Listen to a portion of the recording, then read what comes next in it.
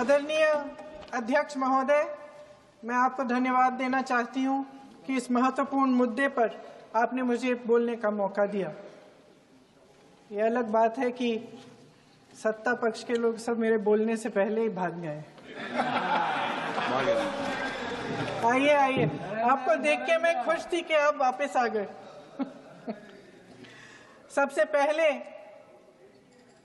मैं उन सैनिकों, उन जवानों, उन अफसरों को नमन करना चाहती हूं जो हमारे देश के रेगिस्तानों में, हमारे देश के घने जंगलों में, बर्फीले पहाड़ियों पे हमारी देश की रक्षा करते हैं, जो हर पल देश के लिए अपनी जान देने के लिए तैयार रहते हैं।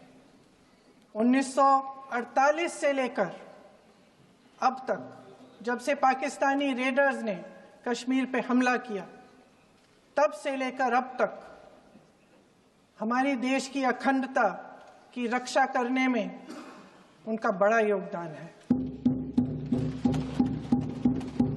हमारी आज़ादी अहिंसा के आंदोलन से हासिल हुई, लेकिन जैसे मैंने कहा, उसको कायम रखने के लिए हमारी सेना का बहुत बड़ा योगदान है।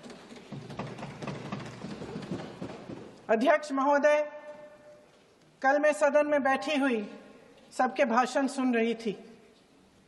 आदरणीय रक्षा मंत्री महोदय ने बोला, सत्ता पक्ष के कई मंत्रियों ने बोला।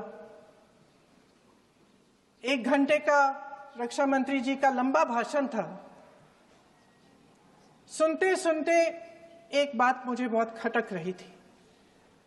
उसके बाद जब दूसरे भाषण भी सुने आपके सत्ता पक्ष के, तब भी ये बात बार बार मेरे मन में आ रही थी कि सारी बातें कर ली, ऑपरेशन सिंदूर की बात कर ली, आतंकवाद की बात कर ली, देश की रक्षा की बात कर ली, इतिहास का पाठ भी पढ़ा दिया, लेकिन एक बात छूट गई। उस दिन 22 अप्रैल 2025 को